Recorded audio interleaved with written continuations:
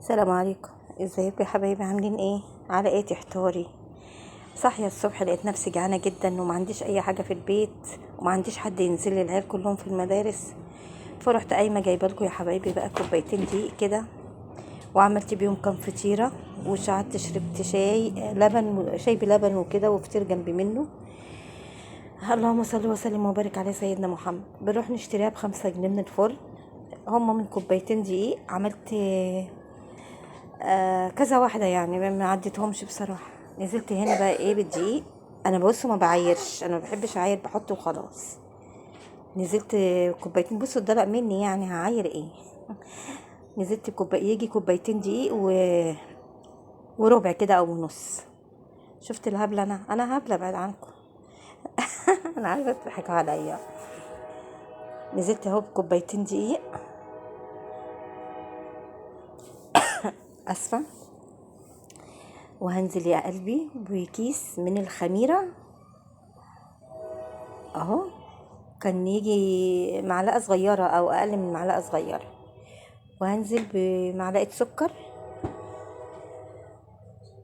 اللهم صل وسلم وبارك على سيدنا محمد. ما تنسوش بقى يا حبايبي، اللي ما اشتركش في القناة يشترك في القناة.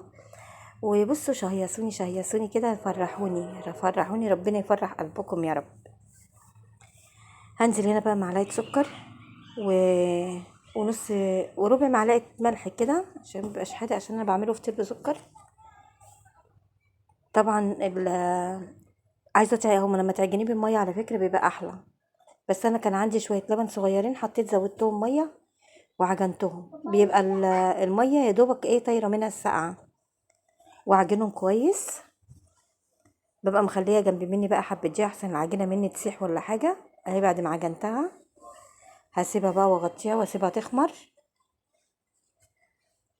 انا قعدتها يجي 10 دقايق بس، ولقيتها ما شاء الله ما شاء الله زادت وبقت زي الفل. هنا غطيتها بكيس نايلو وحطيت غطا فوق منها عشان تخمر بسرعة. هنا بصوا بعد ما خمرت اهو يا حبايبي، همسكها بقى اقطعها. انا عملتها في حدود كده متهيألي 16 واحدة. هنا بقى ايه، حضرت حبة سكر في الطبق، ودهنت الصاج بتاعي زيت، عشان بس ايه ما تلزاش، عشان من بعد ساعات كده ايه السكر بينزل من الفطير. اسف معلش، انا عندي برد.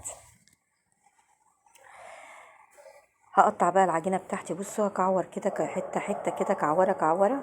كعوري يا بنتي كعوري. واحط فيها بقى شوية السكر. اللهم صل وسلم وبارك على سيدنا محمد. بجد بجد الحاجة لما بتعمليها في البيت تضمني نظافتها، وبتبقى يعني بتبقى قليلة في القرش وكده. يعني انا لما اروح اجيبهم دول ب25، الواحدة ب5 جنيه، هيقطعوا لي مبلغ. يعني انا لما اعملهم في البيت بقى، واعمل كوباية الشاي ولبن كده، واقعد اتسلى فيها، واكل شاي بلبن وفطير بسكر. ده طبعا احنا الفطير بسكر ده معروف الفطران ان احنا بنشتريه. انا على فكرة على طول بعمله في البيت لان هو بيعجب عيالي. ببططها بس ما ببططهاش قوي اهو. هنا خلصت الكمية بتاعتي. كان عندي شوية سمسم بقى، قلت احط على وشها.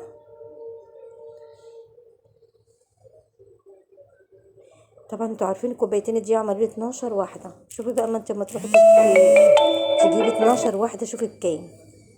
اسفة معلش، التليفون رن وانا بسجل. سلام.